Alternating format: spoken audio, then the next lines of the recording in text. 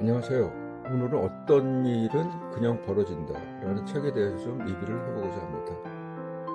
어떤 일은 그냥 벌어진다 라는 책은 브라이언 클러스 교수가 저술을 했고요. 브라이언 클러스 교수는 유니버시티 컬리지 런던의 국제정치학과 교수이고 옥스퍼드대의 겸임 연구원으로 있다고 합니다. 주로 정치 컨설턴트로도 활동 중이고요. 요번에 나왔던 이 책 어떤 일은 그냥 벌어진다라는 책은 출간 즉시 아마존에서 올해의 책에 꼽히며 베스트셀러에 올랐다고 합니다. 이 어떤 일은 그냥 벌어진다는 총 13개의 장으로 구성되어 있습니다. 이 중에서 이제 제1장 들어가며 보면은 불확실하고 복잡한 세상을 굴러가게 하는 힘 이라는 제목으로 하나의 예시를 보여주고 있습니다. 그 예시는 이제 잠깐 보면은 1926년 10월 30일 스팀슨 부부는 증기기관차를 타고 일본 교토에 도착했고 근처 미야카 호텔 56곳에 체크했다. 그래서 이제 그 스팀슨 부부가 미국인 스팀슨 부부가 교토에서 관광을 한 얘기가 나옵니다. 이게 왜 중요한가 하면은 이 스팀슨 씨는 19년 후에 미국의 육군 장관이 됩니다. 그리고 1945년 8월 6일 날 히로시마에 원폭 투하를 하게 되는 결정을 하는 가장 중요한 사람이 되고요. 그 최초의 폭격 예정지는 교토였다고 합니다. 왜 그런가 하면 당시 교토에는 매달 약 400대 비행기 엔진을 생산하는 군수 공장이 있었던 도시로서 1순위 폭탄 투여 지점이었습니다. 그러나 놀랍게도 스팀슨이라는 한 젊은 부부가 19년 전에 교토에서의 관광했던 아름다운 추억 때문에 교토가 제외되었고 히로시마로 변경되었다고 합니다. 당시 미국에서는 원폭 투하 대상으로 교토가 빠지면서 4도시가 후보지로 올랐고요. 히로시마와 고쿠라, 니카타, 그리고 마지막으로 추가된 도시가 나가사키였습니다. 첫 번째 히로시마의 폭탄 투여 후 두 번째 폭탄은 고쿠라시에 떨어질 예정이었습니다. 그러나 그 도시에 가까워질수록 구름이 짙게 껴가지고 그 표적이 투하가 연기가 됐고요.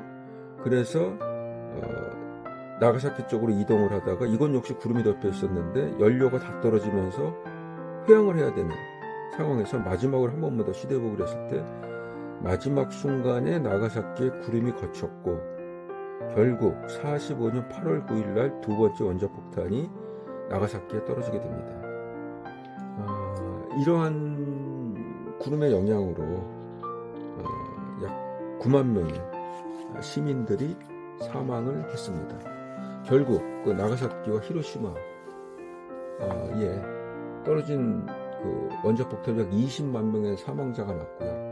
그 20만 명의 사망자가 생기는 이 엄청난 결정이 아주 단순한 우연적인 사건에 의해서 경로가 바뀌었던 사례를 먼저 보여주고 있습니다. 그러면서 예시를 하는 것이 아르헨티나 작가 호르헤 루이스 보르헤스가 쓴 갈림길의 정원이라는 단편을 소개하고 있습니다.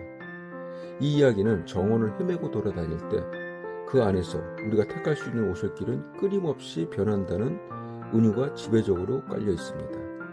그래서 어느 때든 다음 발걸음을 어디로 내디딜지 결정해야 한다. 한 걸음을 내디디면 우리 앞에 놓였던 잠재적인 경로가 바뀐다. 우리의 길은 끝없이 갈라지면서 새로운 잠재적 미래를 열고 다른 길은 닫는다. 한 걸음 한 걸음이 중요하다. 라는 그 책을 좀 내용을 인용을 해주고 있고요. 철학에서는 그 아모르 파티 또는 운명이라는 개념이 있다. 우리는 우리 삶이 우리보다 앞서 존재했던 모든 것이 정점을 이룬 상태라고 받아들여야 한다라고 하고 있습니다. 즉 과거의 행위와 사건이 조합되어 나타나는 것이 현재 지금 이 책을 읽고 있는 나라는 정점으로 이루어져 왔다는 것이죠. 그리고 그 정점을 우리는 받아들이고 사랑해야 된다라는 철학적 개념이고요. 그러면 이 모든 일이 왜 벌어졌는가? 왜 모든 일이 벌어지는가라는 질문을 제시하고 있습니다. 그러면서 이 책을 통해서 나는 진실인 척 취급받는 사악한 미신들을 떨쳐버리려 한다. 그러면서 우리 자신을 이해하는 데 도움이 될 인간 경험의 세 가지 측면을 탐구할 것이다. 우리 인류는 어떻게 지금의 상태에 이르렀으며 왜 그것이 우리에게 중요한가? 우리의 얼클어진 삶은 통제할 수 없는 임의적이고 우연적인 사고들 때문에 어떻게 끝없이 방향을 바꾸는가? 그리고 왜 우리는 현대사회의 역동성을 이토록 자주 오해하는가? 라는 탐구할 점을 기술하고 있습니다. 2장에서는 하나를 바꾸면 열이 바뀐다. 모든 행동이 각각 독립되었을 거라 믿는 개인주의는 착각이다 라는 얘기를 하고 있고요. 그러면서 예를 든 것이 이반이라는 한 관광객이 얘기를 들고 있습니다. 2022년 여름 그리스 해변에서는 새로울 것 없는 비극이 벌어졌다. 북마케도니아에서 온 이반이라는 관광객이 바다로 떠내려 간 것이다. 친구들은 서둘러 구조 요원들에게 알렸지만 수색은 별 소득 없이 끝났다. 이반은 바다에서 실종됐다고 신고됐으며 다들 그가 목숨을 잃었으리라 추측했다. 그러나 이반은 18시간 후 발견돼 기적적으로 살아 돌아왔다. 불가능해 보이는 일이었다. 그러나 이반은 파도에 휩쓸려 익사하기 일보 직전에 작은 축구공 하나가 저 멀리 떠 있는 것을 발견했다. 그는 축구공까지 헤엄쳐갔고 밤새 공에 매달려 있다 구조됐다. 이반의 생존기가 그리스 전역에 보도됐을 때 아들 둘을 둔 어느 어머니가 이반이 들고 있는 공을 알아보고 깜짝 놀라고 말았다. 그 어머니의 두 아들이 열흘 전 바로 그 공을 가지고 놀다가 실수로 바다로 차보냈던 것이다. 공은 파도를 타고 130km가량 흘러갔고 딱 적절한 시점에 익사 직전이었던 이반과 한 몸이 됐다. 아이들로서는 공을 잃어버리든 말든 별 상관이 없었지만은 나중에야 자기네가 실수로 공을 차보내지 않았다면 지금쯤 이반은 이 세상 사람이 아니었으려는 사실을 알게 됐다. 라는 예시를 하나 보여주고 있고요.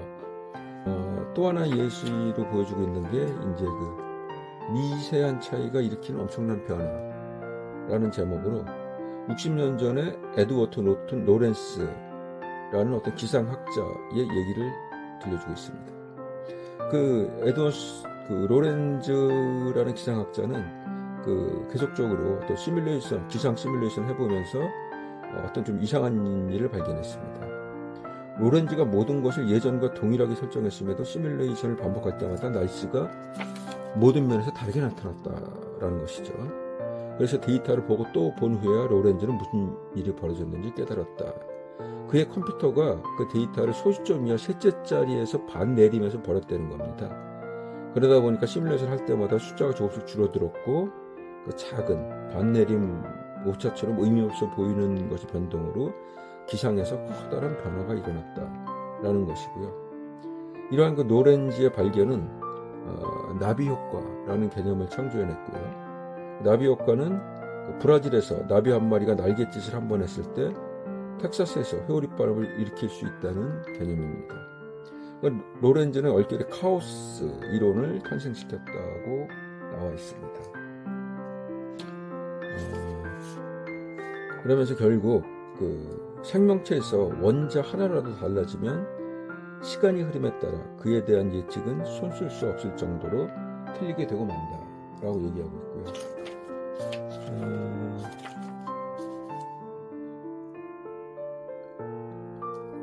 그래서 결국 우리는 그 무엇도 통제할 수 없지만 모든 것에 영향을 미친다라고 얘기하고 있습니다. 3장에서는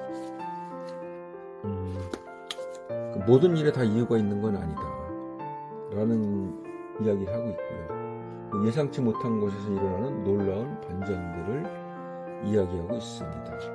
여기서 조금 더 좀 볼만한 내용들은 우리가 살면서 겪게 되는 그 행운과 불행에 대한 이야기입니다. 여기 보면은 어떤 이제 극단적인 극단적인 어떤 부가 재능이 아니라 이른바 운이라는 임의적 요소를 생겨난다면 어떨까라는 가정하에 이제 실험을 하게 되고요. 이후 시뮬레이션을 반복적으로 돌리면서 가장 부유한 사람이 가장 재능 있는 사람은 결코 아니라는 사실이 드러났다.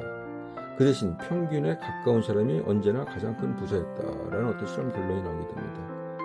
그 이유가 무엇일까? 전 세계 80억 인구는 대부분 재능의 종용 곡선에서 가장 큰 면적을 차지하고 있는 중앙 부분에 모였다. 그렇죠? 이렇게 종용으로 이렇게 포물선이 나오겠죠. 그럼 재능이 가진 사람이 끝부분에 조금 있겠고 없는 사람이 있을 거고 대부분의 평균적인 사람들은 이 중앙 부분에 있을 거라고 생각합니다.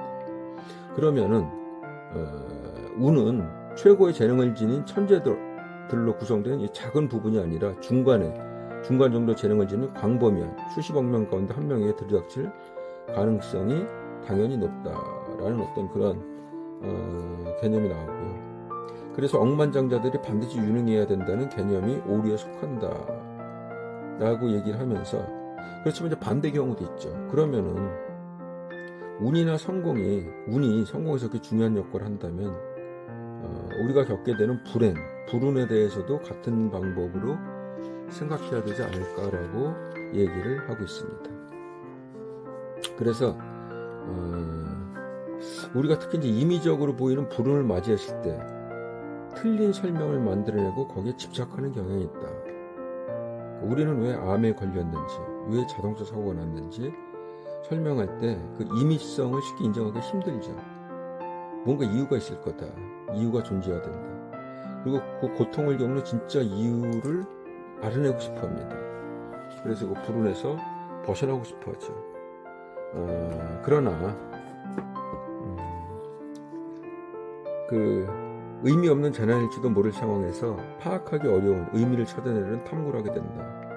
모든 일에는 다 이유가 있어는 일자리를 잃거나 갑작스레 실현을 당하거나 누군가 세상을 떠났을 때 가장 흔히 듣게 되는 대처 메커니즘이다. 우리는 의미 없는 데서 의미를 찾는다.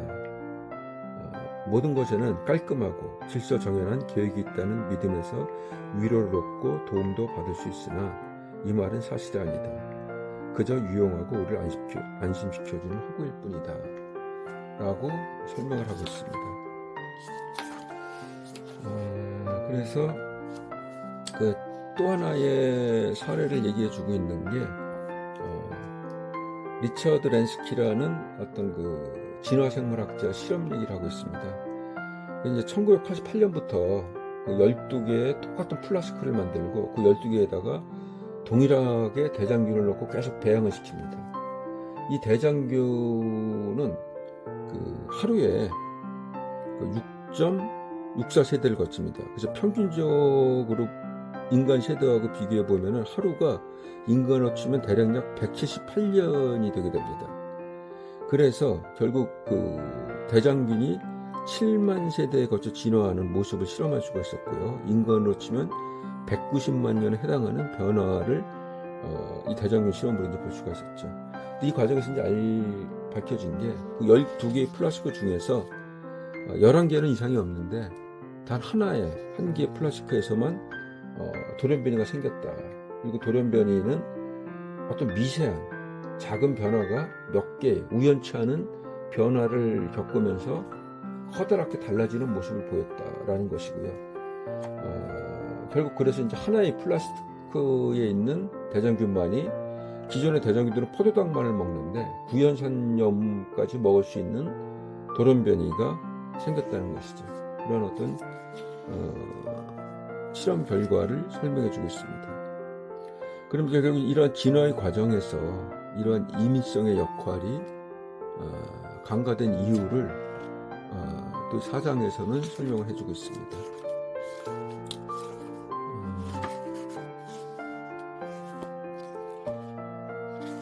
4장에서는 우리의 뇌는 현실을 왜곡하고 있다라는 걸 설명하고요. 결국 이제 우리가 진화를 하면서 유형을 과하게 탐지해내도록 진화했다라는 것입니다. 그것은 이제 우리 뇌가 모든 걸 다 이해할 수가 없고 너무 많은 신호를 받아들이게 되기 때문에 불필요한 부분을 제거하고 계속적으로 단순화, 구조화하는 작업을 거치게 된다는 것입니다. 그래서 보면은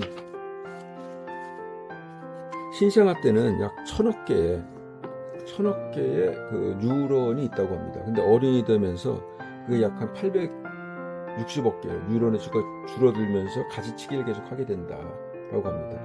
그 가지치기를 한다는 거는 거의 모든 감각을 그대로 받아들이기보다는 그 감각을 자기의 어떤 방식으로 의도적으로 구조화해서 받아들이려고 노력한다는 거죠. 그러한 과정에서 인과관계가 불확실하다든가 혼돈이 나오는 거, 이러한 부분을 가능한 우리 뇌에서 가지치기를 해버리고 이상적인 최종 어떤 스토리텔링이 가능한 식으로 구조화한다는 것입니다. 개인적으로 이러한 가지치기 과정을 통해서 어떤 이념이나 신념이 생성된다라는 생각이 들고요. 우리 사회에서 지금 가장 극렬하게 지금 대립되는 게 이제 진보 보수 뭐 이런 이념이나 신념이잖아요. 이러한 것들, 이러한 교육 과정에서 뉴런의 가지치기를 통해서 처음에는 이제 아주 작은 차이로 본인의 뇌가 구조화되고 사회를 보는 스토리텔링이 생기게 되고 그런 과정에서 또 그런 팩트에 의존하면서 음모론이 생기게 되는 과정까지를 또 설명을 하고 있습니다. 그래서 여기 보면은 그런 어떤 비유가 나옵니다. 포스터는 언젠가 왕이 죽었고 이후 왕비가 죽었다는 거는 이야기다. 요거는 이야기죠. 왕이 죽고 왕비가 죽었다. 근데 왕이 죽었고 이후 왕비가 슬픔을 못 이겨 죽었다는 플롯이다라고 쓴 적이 있다. 이거 여기서부터는 어떤 영국이랑 문학적인 요소가 되죠. 죽었는데 왜 죽었냐? 슬픔을 못 이겨 죽었다. 근데 여기에 대해서 이제 추리소설가 작가 피리 제임스는 여기에 동의하면서 플롯은 모든 사람은 왕비가 슬픔을 못 이겨 죽었다고 생각했지만 왕비의 목에서 찔린 자국이 발견됐다. 부가적인 설명을 더하면서 이 플롯이 계속적으로 발전한다는 거죠. 그래서 어떤 왕이 죽었다, 왕비가 죽었다 해서 왕비가 슬픔을 못 이겨 죽었다고 생각했는데 왕비의 목에서 찔린 자국이 발견됐다. 라는 식으로 스토리텔링과 자기의 어떤 그 숨겨졌다고 설명하는 그 찾아내면 음모론이 계속 발전하게 되고 그러한 식으로 우리의 뇌는 그런 쪽에 흥미를 느끼면서 계속 발전해 왔다. 그렇게 얘기를 하고 있고요. 제5장 무리의 법칙에서는 그 메뚜기 떼를 통해서 그 메뚜기 떼 움직임을 통해서 거기에서 나오는 어떤 복잡계와 카오스 이론에 대해서 설명을 해주고 있습니다. 제 입장에서 이제 헤라클레이토스의 법칙이 나오고요. 제 12장, 근데 이제 12장에 가서는 그래서 이 세계는 결정론적인가 비결정론적인가? 인생은 처음부터 대본이 짜여 있을까? 아니면 미래를 선택할 자유가 있을까? 라는 질문을 던지게 됩니다. 어떤 이제 작고 우발적인 우연성이 우리의 삶을 형성해 왔으며 모든 것이 우리 세계에 아주 작은 변화를 주어도 극단적으로 변화할 수 있다. 이게 이제 카오스 이론이죠. 여기서는 또 이제 그 양자 역학과 코펜하겐 해석을 소개하고 있습니다. 즉 양자 비결정론자들의 해석을 보면은 세상은 비결정론적이고 우리가 바꿀 수 있는 게 아니고 상황은 원래의 특성에 따라 임의로 바뀐다는 것이죠. 그게 이제 그 양자 비결정론자라고 부르고 있고요. 저자는 여기에서 이제 또 그렇게 인용을 하고 있습니다. 양자 효과에 대한 일부 해석은 여전히 결정론적이다. 그러나 그 누구도 무슨 일이 벌어지고 있는지 정말로 알지 못한다. 그래서 과학계 내외부에서 다음과 같은 두 가지 전제가 옳다는 데에는 대대적으로 의견을 같이 한다. 1. 결정론은 진짜다. 2. 세계는 비결정론적이나 이는 오직 양자의 기이함 때문이다. 그러면 이렇게 물리적인 양자의 기이함 때문과 함께 인간적으로 우리에게는 그 자유의지를 조금 남겨두면은 이 세상은 좀 더 편안한 불확실성을 누리게 된다라고 얘기를 하고 있습니다. 근데 13장에서는 결국 우리는 모든 것을 통제하지 않아도 된다 라고 하면서 불확실성이 가진 어떤 힘을 좀 인정하고 있고요. 이 책을 읽으면서 느끼는 거는 지금 바로 우리라는 존재가 인류 역사에서 무한한 결정과 또 거기에 따른 우연성 속에서 그 마지막 정점의 최종 결과물로 있다라는 것이고요. 또 앞으로 우리가 나아갈 길도 행복과 불행 또한 예상치 못한 방식으로 가기 때문에 과거 또는 현실의 어떤 모습으로 우리가 절망론에 빠질 필요는 없다. 현재에 있는 그대로 받아들이고 현실을 탐험해 나가자라는 어떤 결론이 좀 있는 것 같습니다. 이게 이제 한국어로 번역된 제목은 어떤 일은 그냥 벌어진다 이고요. 영문 제목은 이제 플루크입니다. 플루크는 이제 요행, 행운 등을 뜻하고요. 이 단어가 이제 일본 쪽에서 일본을 거쳐서 우리한테 들어오면서 약간 우리가 좀 친숙한 발음인 후럭구라는 걸로 좀 전해졌다고 합니다. 후럭구라고 하면 약간 좀 그 비속어로 일을 정식으로 안 하고 좀 비정상적으로 대충 해서 결과물을 얻어내는 것을 의미하고요. 이 후럭구라는 말이 당구 쪽에서는 이제 뽀록이라고 해가지고 원래 그렇게 치려고 안 했는데 어떻게 치다 보니까 공이 굴러가서 그렇게 맞게 된 거를 이제 뽀록이라고 한다고 합니다. 결국 이제 그런 이제 후럭구, 뽀록, 영어로는 이 플루크, 요행이라는 의미고요. 상당 부분이 이 세계를 움직이는 그런 힘이 있다. 그래서 우리가 우리 지금 정해진 보여지는 현실에 대해서 너무 과도하게 절망하거나 또는 과도하게 낙관적으로 할 필요가 없이 있는 그대로 카오스의 세계를 받아들이고 그 현 시점에서 아모르 파티, 즉 주어진 운명을 사랑하면서 우리의 앞길을 한 걸음 한 걸음씩 탐험해 나가는 것이 이 책에서 제시하는 길이 아닌가라는 그런 느낌을 받았습니다. 여러분은 어떻게 느끼실지 모르겠습니다. 오늘 영어 제목은 플루크, 한국어 제목은 어떤 일은 그냥 벌어진다. 그것이 이 세계를 움직이는 힘이다. 라는 제목의 책을 소개했습니다. 이상으로 리뷰를 마치도록 하겠습니다. 감사합니다.